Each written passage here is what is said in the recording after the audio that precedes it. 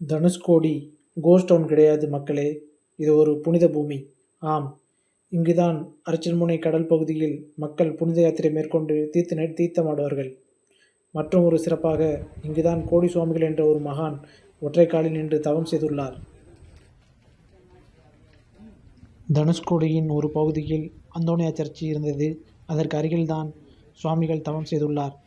சுவாமிகள் திருச்சி, சென்னை, கோவை போன்ற இடங்களுக்கு சென்று மக்களுக்கு ஆசீர்வாதம் வழங்கியுள்ளார். இறுதியில் புறவைப்பாளையம் சென்று ஜமீன் அரண்மனையில் தங்கிவிட்டார். தனுஷ்கோடியில் சுவாமிகளின் நினைவாக சிறு கோயில் கட்டப்பட்டுள்ளது. ஒவ்வொரு ஆண்டும் மாசி மாதத்தில் சுவாமிகளின் பக்தர்கள் இக்கோயிலுக்கு வந்து கடல் பூஜை செய்து வழிபடுகிறார்கள். இப்போது நீங்கள் பார்த்து கொண்டிருப்பது சிவன் கோயில். இங்கு இறைவனின் பெயர் கோடீஸ்வரர் மற்றும் இன்னொரு சிவலிங்கம் உள்ளது. அதன் பெயர் ஆத்மலிங்கம். தனுஷ்கோடியில் பலர் கடற்கரை மண்ணில் சிவலிங்கம் செய்து வழிபடுகின்றனர். மேலும் ஒரு சிறப்பாக, இங்குதான் ஸ்ரீராமர் ராம்சேது பாலத்தை கட்டியுள்ளார். ஆகையால் மக்களே, தனுஷ்கோடி ஒரு கோஸ்ட் டவுன் கிடையாது, இது ஒரு ஆன்மீக பூமி.